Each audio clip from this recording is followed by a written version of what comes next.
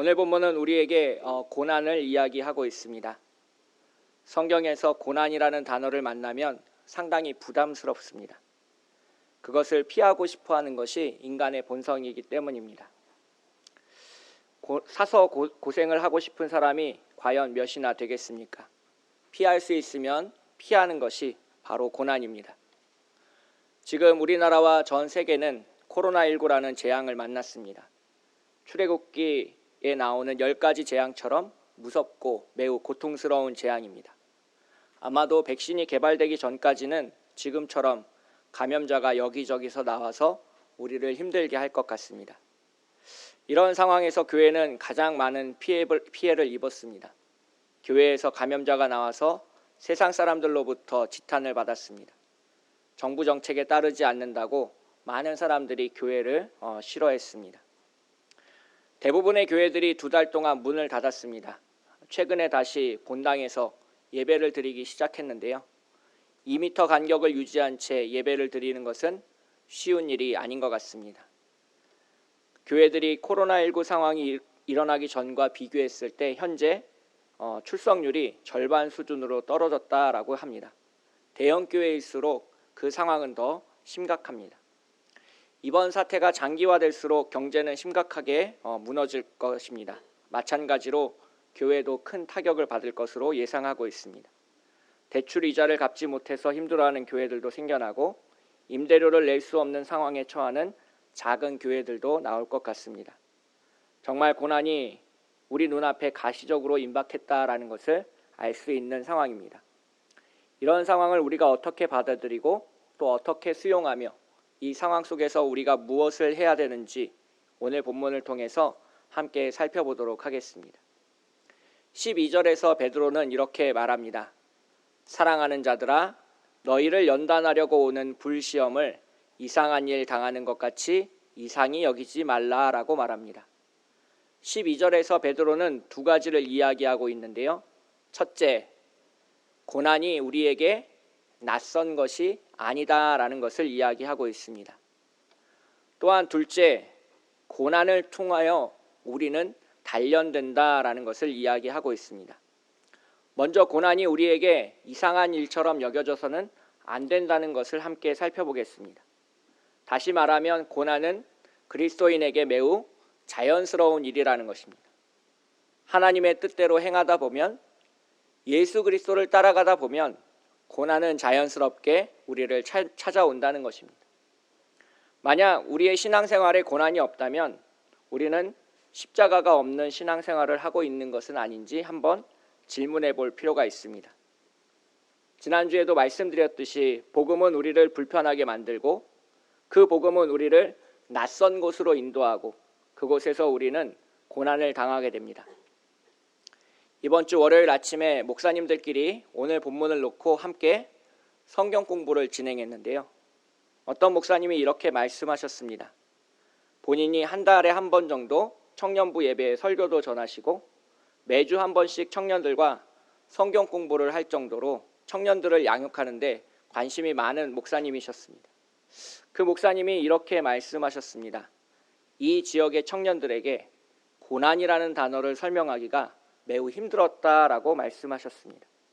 어릴 때부터 풍족하게 자라오고 자신이 원하는 것은 무엇이든지 할 수 있었던 청년들에게 고난을 설명하는 것은 쉽지 않은 일입니다. 많은 부모님들이 자신이 겪었던 고난을 자녀들에게 물려주지 않기 위해서 최선을 다해서 살아왔습니다. 그래서 부모님의 도움으로 어려움을 겪지 않고 자란 학생들도 꽤 많이 있습니다. 그런데 부모가 자녀의 고난을 평생도록 대신 막아줄 수 없다는 것을 우리는 알아야 합니다. 사회생활, 직장생활을 하다 보면 그리고 신앙생활을 하다 보면 언젠가는 고난을 만나게 되고 고난에 대한 면역력이 약한 사람들은 단 한 번의 고난으로 삶이 전부 무너질 수도 있다는 것입니다. 좋은 부모라면 자녀가 고난을 통하여 스스로 성장할 수 있도록 옆에서 도와주어야 합니다. 남녀가 연애하다가 헤어지고 고통을 겪고 슬픔을 알아야만 사랑에 대한 깨달음이 생깁니다. 만약 그 순간 부모가 자녀의 연애마저 간섭한다면 진정한 사랑에 대해서 배울 수 있는 삶의 자리를 빼앗는 것이 될 것입니다. 하나님도 마찬가지입니다. 삶의 어려운 문제들이 생길 때마다 우리는 하나님께 기도합니다. 그런데 어떤 기도는 들어주시고 어떤 기도는 침묵하십니다. 하나님의 침묵으로 인해서 우리의 고난은 길어질 수도 있습니다. 많은 사람들이 이 지점에서 하나님을 떠나게 되는데요. 우리의 삶에 있는 많은 어려움들을 없애주지 않는 하나님을 원망하면서 믿음이 말라갑니다. 저는 하나님의 침묵을 그렇게 생각합니다. 하나님의 침묵은 우리 스스로 문제를 해결할 수 있다라는 긍정적인 신호라는 것입니다. 하나님의 침묵은 우리 스스로 그것을 이겨냄으로써 우리가 성장하고 더 많은 것을 배우고 깨달을 수 있다는 뜻을 내포하고 있는 것입니다. 그래서 때로 하나님은 침묵하심으로써 당신의 뜻을 우리에게 전달하십니다. 지금 전 세계가 코로나19를 극복하도록 도와달라고 하나님께 기도하고 있습니다. 지금 우리 눈앞에 놓인 현실만을 놓고 본다면 하나님은 침묵하고 계십니다. 많은 사람들이 하나님의 능력을 부정할 것이고 자신들의 믿음을 저버릴 것입니다. 실제로 1910년대 스페인의 독감이 유행했을 때 유럽의 많은 지성인들이 교회를 떠나갔습니다. 아무런 잘못 없이 독감에 걸려서 사람들이 죽어갈 때 하나님이 간섭하셔서 문제를 해결해 주지 않는다면서 여호와 하나님을 부정했습니다. 하나님이 침묵하시는 그 어려운 상황 속에서 고난의 한복판에서 베드로는 우리에게 이렇게 권면하고 있습니다. 13절, 14절을 함께 보실 텐데요. 13절, 14절 말씀 함께 읽도록 하겠습니다. 오히려 너희가 그리스도의 고난에 참여하는 것으로 즐거워하라. 너희가 그리스도의 이름으로 치욕을 당하면 복 있는 자로다. 영광의 영, 곧 하나님의 영이 너희 위에 계심이라. 아멘. 13절, 14절은 이 마태복음 5장 11절, 12절과 유사한데요. 마태복음 5장 11절, 12절을 보시면 나로 말미암아 너희를 욕하고 박해하고 거짓으로 너희를 거슬러 모든 악한 말을 할 때에는 너희에게 복이 있나니 기뻐하고 즐거워하라. 하늘에서 너희의 상이 큼이라. 너희 전에 있던 선지자들도 이같이 박해하였느니라. 예수님도 그렇고 베드로도 그렇고 고난 중에 기뻐하라라고 우리에게 말씀하고 있습니다. 하지만 현실 속에서 고난 가운데 기뻐할 수 있는 사람은 그렇게 많지 않습니다. 제가 전도사가 되고 나서 2년이 지나고 어머니가 갑자기 아프셔서 이제 병원을 찾게 되었습니다. 병원에서 갑상선 쪽에 혹이 있고 그 혹 3-4개를 제거해야 된다라는 이야기를 들었습니다. 어머니 앞에서는 괜찮을 거라고 걱정하지 말라고 하나님께서 우리를 지켜주신다라고 위로하고 나서 수술실로 들어가신 어머니를 1시간 동안 기다리면서 하나님께 매달려서 기도했습니다. 그런데 도저히 그 상황을 기뻐할 수는 없었습니다. 고난 그 자체를 기뻐할 수 있는 사람은 없습니다. 우리가 기뻐할 수 있다면 고난 가운데 있는 하나님의 뜻을 알아야 합니다. 과연 이 고난을 우리에게 허락하시는 하나님의 뜻은 무엇일까? 왜 우리의 어떤 기도는 하나님께서 응답하시지 않을까? 왜 우리는 이렇게 힘들고 어렵게 예배드려야 하는 것일까? 그 대답은 바로 14절 후반부에 있습니다. 영광의 영, 곧 하나님의 영이 너희 위에 계심이라. 이것을 문자적으로 해석하면 하나님의 영, 즉 성령이 우리와 함께 하시니 걱정하지 말고 기뻐하라라고 말할 수 있습니다. 하지만 오늘 본문은 그렇게 단순하지 않습니다. 14절 마지막에 이 계심이라라는 단어의 원어를 살펴보면 아나파우오라는 동사를 사용하고 있습니다. 아나파우오라는 동사를 살펴보면 누구누구에게 안식을 주다, 어디에서 머무르다, 쉬다 라는 뜻을 가지고 있습니다. 우리가 잘 알고 있는 마태복음 11장 29절에서 나는 마음이 온유하고 겸손하니 나의 멍에를 메고 내게 배우라. 그리하면 너희 마음이 쉼을 얻으리니 에서 마지막 부분 너희 마음이 쉼을 얻는다라고 할 때 이 쉼이라는 단어가 아나파우의 명사형인 아나파우시스를 사용하고 있습니다. 출애굽기 23장 12절에서도 안식일을 설명할 때 이 아나파우시스가 쓰이는데요. 너는 엿새 동안에 내 일을 하고 일곱째 날에는 쉬라라고 출애굽기 23장 12절에서 이야기하고 있습니다. 즉 성령이 우리 안에서 안식하게 하신다라고 이야기할 수 있는 것입니다. 오늘 본문 베드로전서 4장 14절을 고린도전서 3장과 연결해서 읽으면 의미가 조금 더 분명해집니다. 고린도전서 3장 16절 17절을 함께 찾아서 읽어볼 텐데요. 신약성경 266쪽에 있습니다.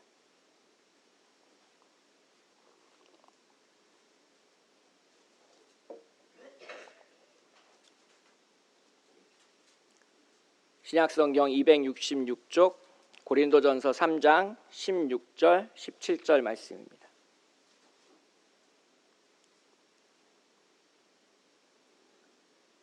함께 읽겠습니다. 너희는 너희가 하나님의 성전인 것과 하나님의 성령이 너희 안에 계시는 것을 알지 못하느냐? 누구든지 하나님의 성전을 더럽히면 하나님이 그 사람을 멸하시리라. 하나님의 성전은 거룩하니 너희도 그러하니라. 아멘. 사도 바울은 고린도전서 3장에서 하나님을 예배하는 우리 자신이 그리고 그리스도인이 바로 하나님의 성전이라고 말하고 있습니다. 또한 성령이 우리 안에 계신다라고 말합니다. 베드로전서 4장 14절에서는 그것이 한 발 더 나아가서 성령으로 우리가 안식한다라고 이야기한다 할 수 있습니다. 우리가 세상 속에서 예수 그리스도의 이름으로 치욕을 당할 때 우리는 성령 안에서 안식을 얻는다는 뜻입니다. 예수님께서 골고다 언덕을 올라가실 때 구레네 사람 시몬이 예수님의 십자가를 억지로 지고 올라갑니다. 그는 자신의 십자가가 아닌 예수님의 십자가를 지었기 때문에 고난받았습니다. 그가 고난받았을 때 그는 실제로 예수 그리스도 안에서 안식을 얻었다라고 이야기할 수 있는 겁니다. 우리가 세상 속에서 고난받는 까닭은 하나님께서 우리에게 고난을 허락하시는 까닭은 다음을 뜻합니다. 함께 따라하길 원하는데요. 함께 같이 따라해 보시면 좋겠습니다. 하나님은 우리가 거룩한 성전으로 변화하길 원하신다. 하나님은 우리가 거룩한 성전으로 변화되길 원하시고 있습니다. 바로 그것이 고난 가운데 우리에게 놓인 하나님의 뜻의 가장 큰 틀이라고 이야기하겠습니다. 하나님을 조각가에 비유할 때 우리는 하나님의 작품으로 말합니다. 그리고 하나님은 고난이라는 도구를 통하여 당신의 작품으로 우리를 변화시켜 가시는 겁니다. 산 위에 있던 바위가 깨어져 언덕 아래로 구르고 시냇물을 거쳐 바닷가에 이르면 맨들맨들한 자갈처럼 변화됩니다. 우리가 세상 속에서 고난받고 깨어질 때 우리는 하나님의 아름다운 작품으로 변화되어 가는 것입니다. 저는 이것을 한마디로 아주 짧게 이렇게 표현해서 외우고 있습니다. 십자가는 음각이다. 미술에서 조각을 할 때는 양각의 방법과 음각의 방법이 있습니다. 양각은 네모난 돌에 배경을 깎아내서 주제가 돋보이도록 돌출되도록 하는 방식입니다. 반대로 음각은 중심부터 파내어서 그 주제를 안쪽 깊숙이 파내는 방식을 음각이라고 하게 됩니다. 저는 우리의 십자가는 음각이어야 된다라고 분명하게 이야기하고 싶습니다. 고난을 통해서 우리 마음속 깊이에 십자가가 새겨지면 예수 그리스도와 딱 맞는 하나의 조각 작품이 되는 것입니다. 예수 그리스도를 이 주먹에 비유하자면 우리는 음각의 손과 같습니다. 그래서 이 둘이 만나 온전히 하나가 되는 것입니다. 우리는 이것을 예수 그리스도와의 연합이라고 부릅니다. 목수들이 못 없이 두 개의 나무를 연결할 때 쓰는 방법이랑 비슷한데요. 한쪽에서는 튀어나오도록 깎고 다른 한쪽은 깊이 들어가도록 깎아서 그 둘을 끼우면 못이 없이도 하나가 될 수 있다라는 것입니다. 우리는 고난을 통해서 예수 그리스도의 십자가를 우리의 몸과 마음에 새기게 됩니다. 그래서 그렇게 새겨진 십자가가 하나님의 온전한 성전으로 우리를 변화시키고 성령께서 내주하시는 거룩한 교회로 변화됩니다. 바로 이것이 하나님의 뜻입니다. 우리는 고난을 통하여 하나님의 거룩한 성전으로 변화되어 갑니다. 참빛교회 여러분, 우리에게 다가오고 있는 이 고난과 시련을 이상하게 생각하지 마십시오. 고난 가운데서 우리에게 비추시는 하나님의 뜻을 발견하십시오. 그리고 그 환난 중에 성령이 임재하시는 복을 누리시길 축복합니다. 창세기 6장에서 노아는 하나님의 말씀에 순종하여 방주를 만들었습니다. 그가 방주를 만들었던 장소는 바닷가나 해안가가 아니라 아주 높은 산 위였습니다. 가나안 땅에서 가장 높은 곳에 배를 만드는 모습을 사람들이 보고 그를 비웃었습니다. 창세기 5장 32절과 7장 6절을 참고해 보시면 노아는 100년 동안 방주를 만들었습니다. 노아가 950세에 죽었으니까 자신의 인생의 10분의 1을 방주를 만드는 데 사용했습니다. 많은 시간과 노력과 재산을 그 방주에 쏟아부었습니다. 아마도 그의 가족조차도 노아의 그런 행동을 이해할 수 없었을 것입니다. 하지만 결과는 어땠습니까? 노아의 방주로 인해 노아의 가족과 많은 동물들이 생명을 구원받을 수 있었습니다. 홍수가 일어나기 전까지 노아의 삶은 고난의 연속이었지만 그 고난은 헛되지 않았습니다. 우리도 노아와 마찬가지입니다. 우리의 삶에도 고난은 끝이 나지 않고 계속 찾아올 것입니다. 그러나 하나님께서 허락하시는 고난은 우리를 변화시킬 것이고 세상을 구원할 방주로 우리가 다시 태어나도록 인도할 겁니다. 참빛교회 여러분, 세상을 구원할 방주로 오늘 다시 거듭나시기를 축복합니다.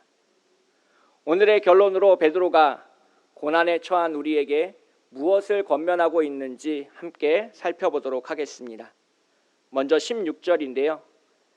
만일 그리스도인으로 고난을 받으면 부끄러워하지 말고 도리어 그 이름으로 하나님께 영광을 돌리라. 또 하나는 19절입니다. 그러므로 하나님의 뜻대로 고난을 받는 자들은 또한 선을 행하는 가운데 그 영혼을 미쁘신 창조주께 의탁할지니라. 오늘 본문 12절부터 19절을 딱 세 문장으로 요약하면 이렇습니다. 고난 가운데 기뻐하라. 고난 가운데 하나님께 영광을 돌리라. 고난 가운데 하나님께 모든 것을 맡기라. 고난을 이겨낼 수 있는 힘과 능력은 우리로부터 출발하는 것이 아니라 하나님께로부터 온다라는 것을 우리는 믿어 의심치 않습니다. 그것을 믿어 의심치 않는다면 내가 그 문제를 조작하고 만져서 해결하려고 노력하기보다는 모든 것을 하나님께 의탁하고 오늘 내가 할 수 있는 최선을 주님을 위해 하는 것이 올바른 삶의 자세입니다. 고난받는 것으로 인해서 우리는 참된 안식을 얻게 되고, 고난받는 것으로 인해서 우리는 주님과 함께 되고, 고난받는 것으로 인해서 우리는 주님과 연합한 오늘을 살아가게 되는 것입니다. 부부가 깍지 낀 손을 잡고 걸어가듯이 우리는 고난을 통해서 주님과 손을 잡고 오늘 하루를 걸어갈 수 있는 것입니다. 그래서 고난은 당한 것이 내게 유익이라고 말할 수 있고, 그 고난이 나를 변화시켜서 주님의 아름다운 작품으로 오늘 다시 태어나게 하는 것입니다. 참빛교회 여러분, 우리에게 찾아온 이 고난을 주님의 힘으로 이겨내시길 축복하겠습니다.